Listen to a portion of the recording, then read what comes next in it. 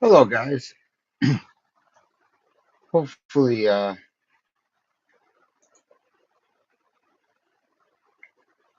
can get all this figured out. New streaming software I'm using. But anyhow, let's go back to where I am, um, what we're going to use today. Now, I use World Radio League for most of my logging software now, not QR. I still have a QRZ account, but it's not the greatest. So I went to World Radio League, and I've tried POTA, or not POTA, M2K stuff, which has been really good for POTAs and low cell range and stuff like that. But I went with World Radio League. Well, World Radio League has a deal that if you're part of their, um,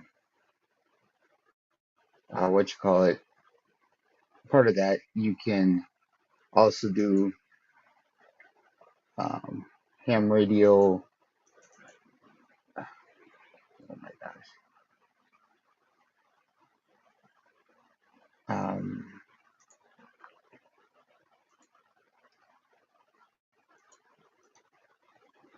Ham radio prep, um, which is I've found to be a great resource for studying for my extra. The only reason I say that is because, well, my extra has been a little bit of a challenge since I got my um,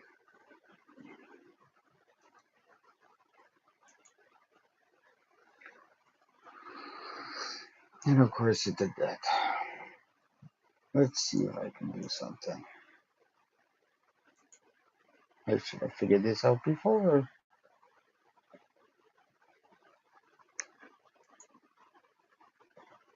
Nope, that's not what I wanted. But anyhow, when I will.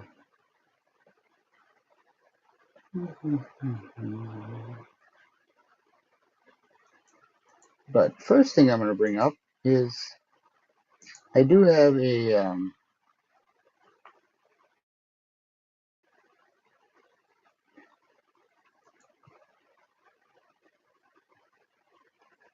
have a Chris under my name, Chris Chevry, KD9YSW. I have a buy me a coffee. Some of them are going to be posted just normal posting. Other ones will be for the different um, support that people want to, if you want to give me support. It would be great things and everything else. But please, if you want to see quick updates and everything else what's going on, please go ahead and go there. The other thing that I would like to share with you guys, let's stop the screen share, is also, oh, okay,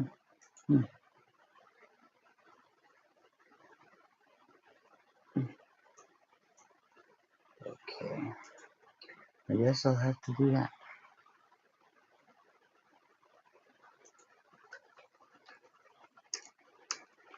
Good afternoon, Bob. How's it going? It's been a little bit of work in progress, a couple things that I am trying to figure out real quick so I can get to my ham radio prep stuff, um,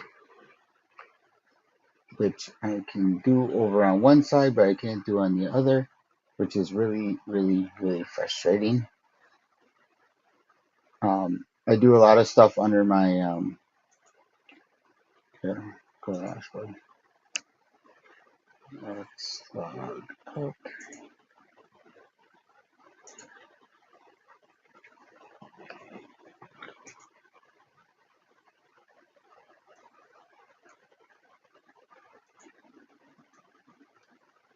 Sometimes the passwords and stuff don't transfer from Chrome to Chrome, so we will make sure that they do now. And what I am doing is showing you guys what I have for. I bought the whole package, even for my extra. Um, it was something that I wanted to do because I possibly might be able to get my son to. Um,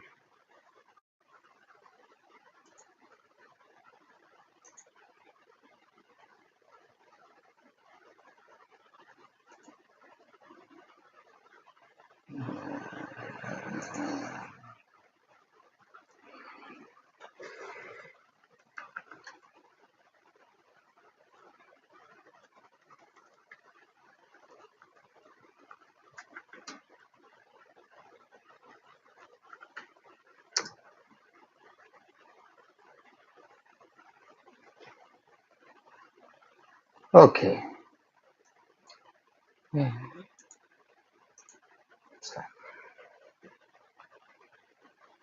all right. Ads popping up, of course. So let's go to the dashboard and get you guys on screen with us. So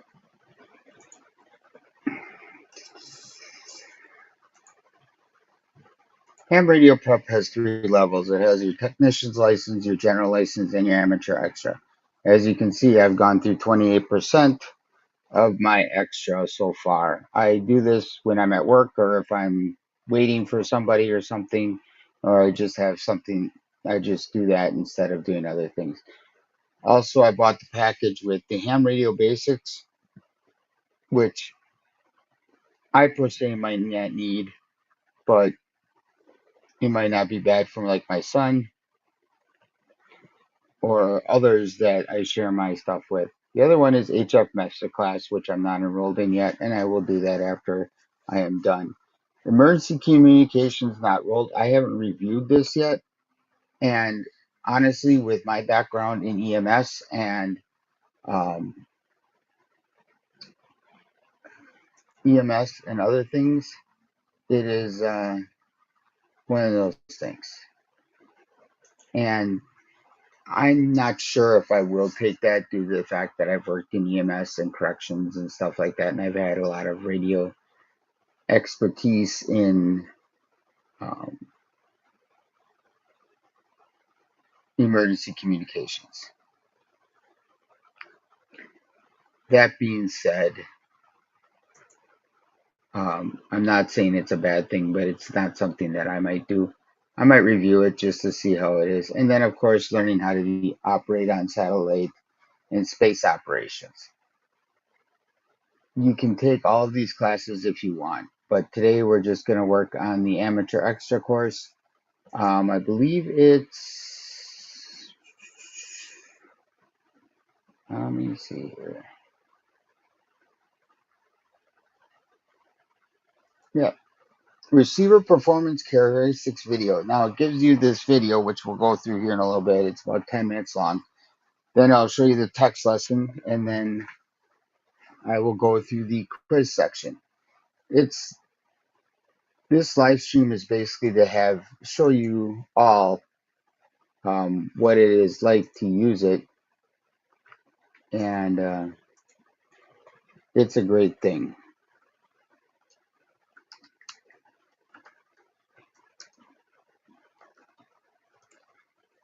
Now, most of the stuff is done by I can't think of who this is right now, by Professor Jim. I know his name is Jim. I can't think of his call sign. Um, and then they go through a text lesson with it. So basically, when you're done with this, you will go to the text so you can reevaluate what you just heard in a written form, and then you take a quiz afterwards. And it does this for every lesson or chapter, however you want to describe it. Now, I've used hamstudy.org, which is another very, very good um, way of studying, but I was having more problems with understanding the generalizations of this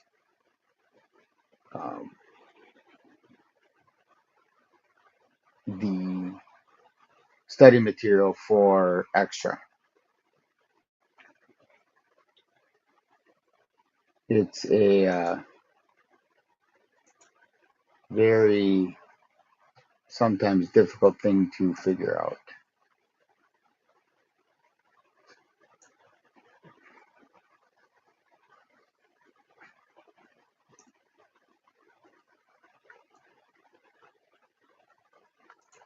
I'm just having problems with my computer today.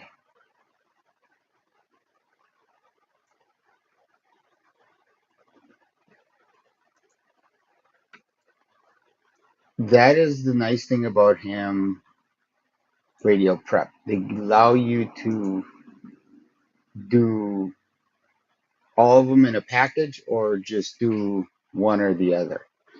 So let me get this video started and we will go through this and then the next part. And we're only going to do one lesson today. I'm not going to have you guys sit through a couple lessons because in all reality, they are 10 minutes on video and about a 5 minute read. And then you take about 20 minutes to do your, you know, lesson or chapter exam. Um, and it doesn't take that long. You'll find out what you got on it. I think the last time, the last one, let's pull up 9 and it'll load. I got 85%. There was 3 missed questions where, and the couple ones before that, I got 100, I got 92, I've gotten, and if I get below 74, they make you retake it. So it's actually very good. And sometimes you just have to look at the lesson again. It's not a big deal. So on to lesson 10.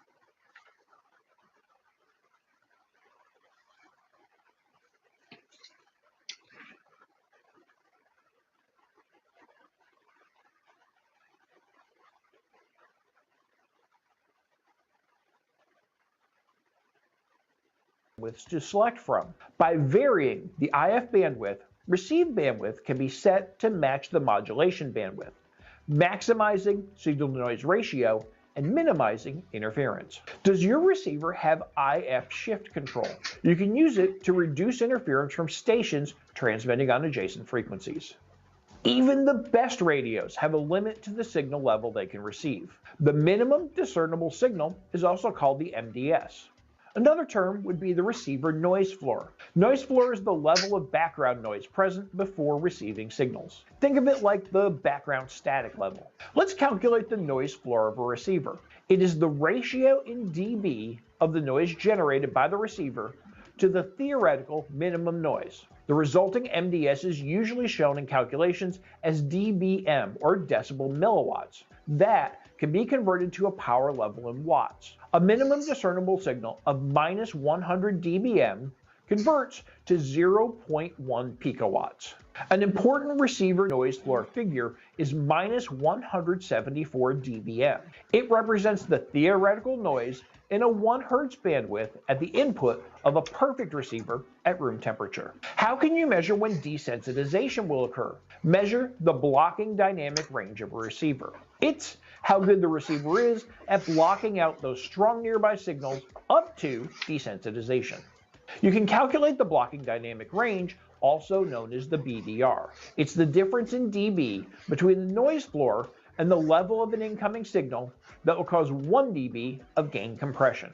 An unwanted or interfering signal doesn't need to be on the receive frequency. For strong signals, they only need to be close to the radio receiver's duplexer or preselector frequencies. This is the dynamic range in a receiver. If it's poor, it leads to spurious signals caused by cross-modulation and desensitization from strong adjacent signals. The tip here is narrow the frequency you're trying to listen on so you'll have fewer interference issues.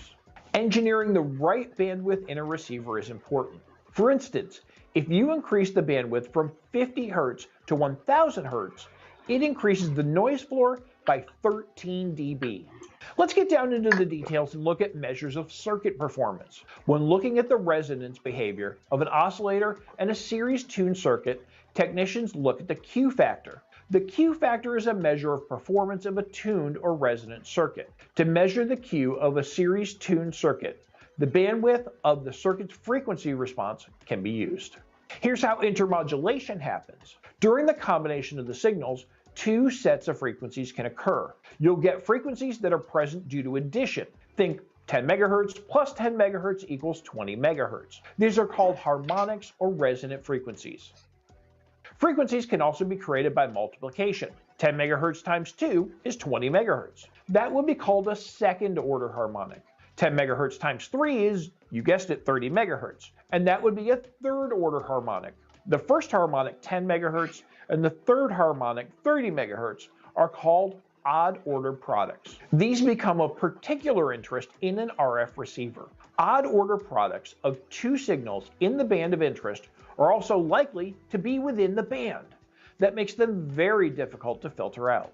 An interesting concept in circuit theory is the third order intercept. It's a hypothetical point where the power from the original signal and the combined signal from the third order harmonics are the same. Let's look at a third order intercept level of 40 dBm with respect to receiver performance. That means a pair of 40 dBm input signals will theoretically generate a third order intermodulation product that is the same output amplitude as either of the input signals. A high third order intercept level is good. It means the intermodulation products are less likely to interfere with the main signal. That's called the first harmonic or fundamental signal.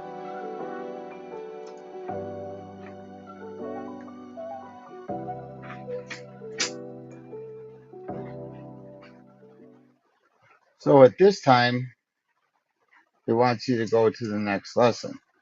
Now, let me see what I did. I want to go here to the text session. Now, everything on this is everything he said in the video. So as you can read, I don't know if you can read it because it's probably pretty small, I'm guessing. But a good receiver can pick out weak signals among other strong signals on the band. And it talks about the capture effect, a front end filter, a pre-selector, nonlinear circuits, and then they give you the illustrating desensitization graph, desensitization, the output of mixed signals, all that stuff, intermodulation graph, and then it talks about where the multiplication and everything like that for 146.34 and 146.10.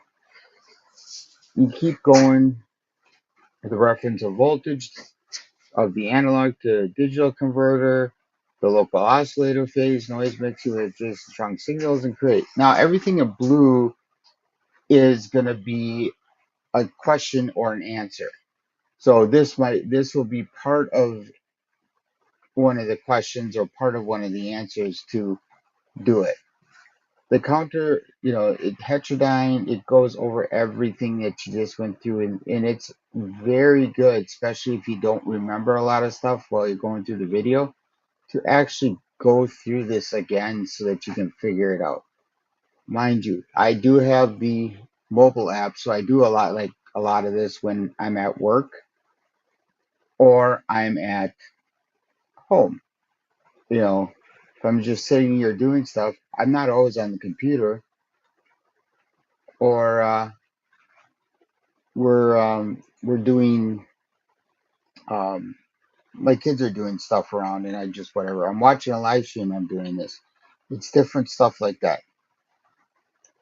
But all of this that I'm going over today is pretty much is the um, amateur extra stuff.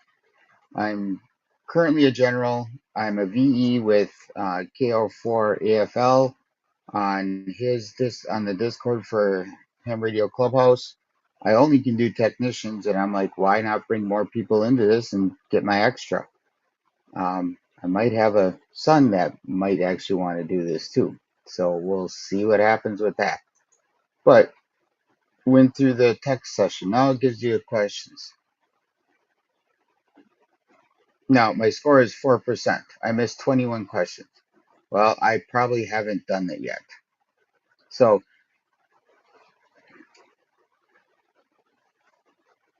an SDR receiver is overloaded when input signals exceed what level?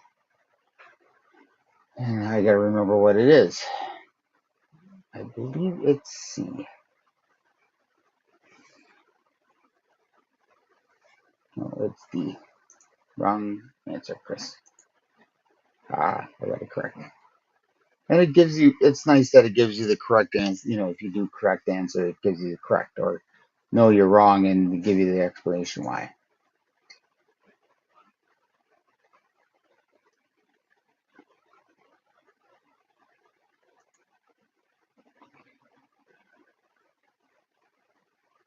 Let's see. What's reciprocal mixing? In phase signal. Let's see. Yep. B. I'm guessing it's B. I'm probably not correct on it, but we'll see what happens. Incorrect. It is B. Or D. Local oscillator phase noise mixing with adjacent strong signals to create interference with design signals. So, and it gives you this why it is, which is really, really nice.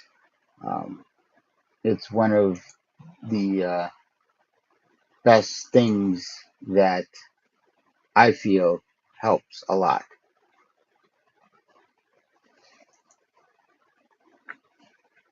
What is the third order concept of a low respect with respect to a receiver?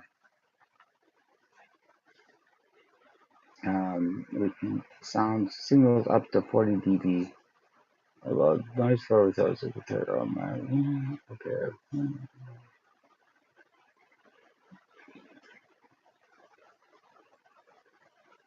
I'm gonna guess C, and I'm probably gonna be incorrect. Oh, I was right. Woohoo! But it allows you to reaffirm what you've learned. And I can go all the way down to the end here, which I'm going to come back to these questions because I need to take a break. But you can take practice tests. You can have a quiz generator, register jam, claim a free gift. questions, comments, feedback, reference documents. I mean, it's wonderful that way. All right, how to order individual products created with a receiver of particular interest compared to other products. Yeah, being received are likely to be within the band. That would be.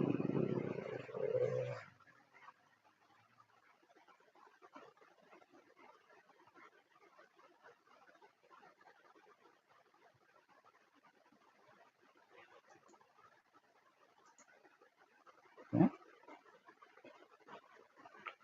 I can't remember why I got 4% on this. I think I was in a rush.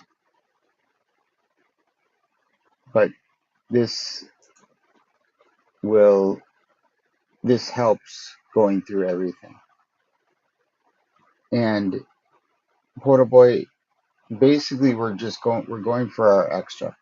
After this, I will be going for my I will actually be studying CW and learning how to do Morse code. And after that, who knows what other hole I'll be diving down. I'm still going to get out and do some POTA here and there and just do life stuff as general. Um, Want to be taking a trip to see a good friend of mine from years ago um, down to Arkansas. He lives down there now. And he's actually a ham radio operator, but he's only a technician. I'm trying to get him to get his general so we can talk a little bit more, which on the radio instead of over the phone, so to speak. But we will wait and see if that happens. Excuse me. Oh, been up since 3 o'clock this morning. What causes intermodulation on electrical circuit? Um,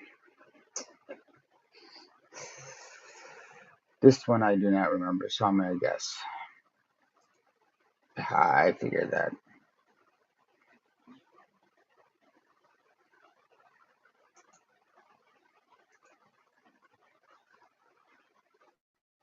Next question. What transmitter frequencies will create intermodulation in a receiver tuned to 146.70 when nearby stations? I remember this from the. Aha, there we go. What is the blocking dynamic range of a receiver? But in all reality, everybody,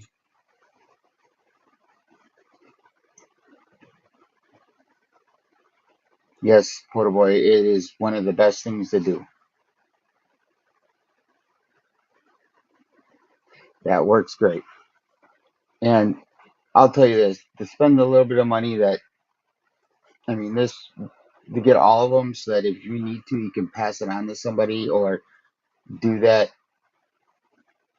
spend a little bit of money and do it. It works.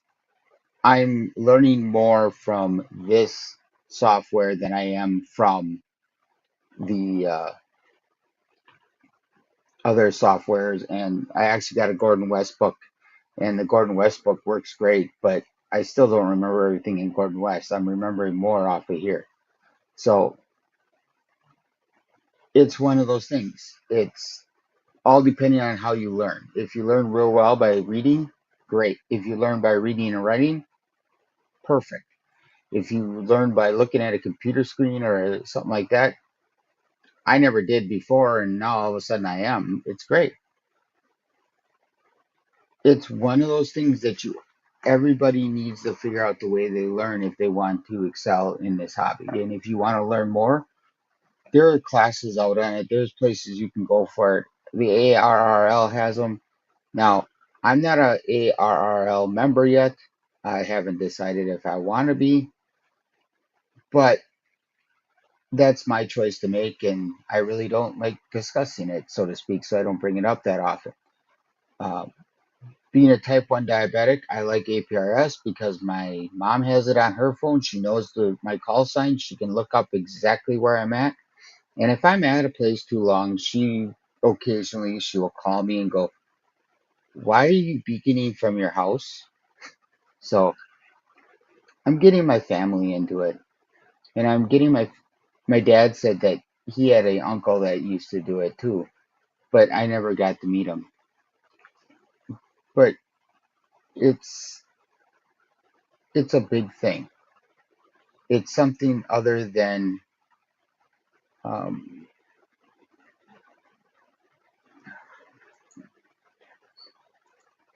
oh, I was wrong. Huh. A is the correct one. I was debating between A and C, but this at least gives you the incorrect and the correct answer. I don't know everything. I'm gonna have to go back and rewatch this. It looks like, it's one of those things. But hey, whatever. I got to do it. I want to make sure that I do very well.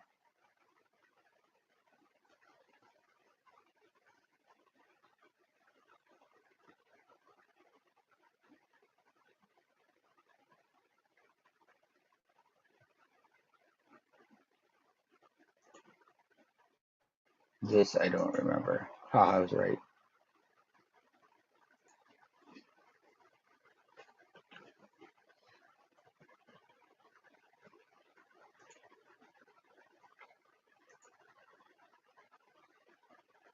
Oh, I misread that one. And B is correct.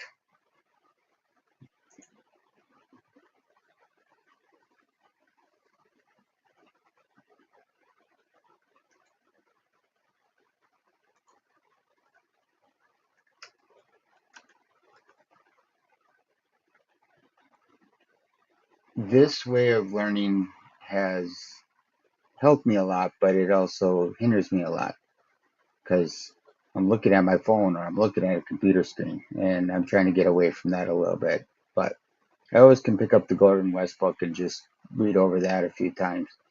Also, excuse me, I need some sleep. It looks like been up too long today, but that's what happens when you work third shift. Phase noise on SDR receiver master. You do that, Porta Boy. Maybe I'll catch you on the air soon.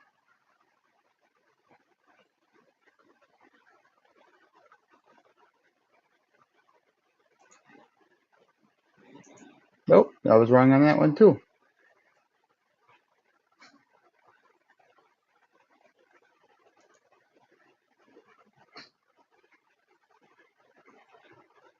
But I'm not going to bore you guys with going through all of this. I wanted to bring it to your attention on what I am doing and something that I am trying to do for um, ex- excelling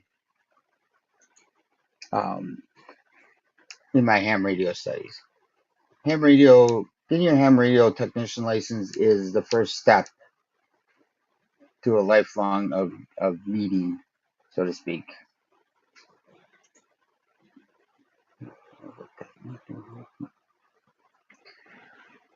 New streaming software.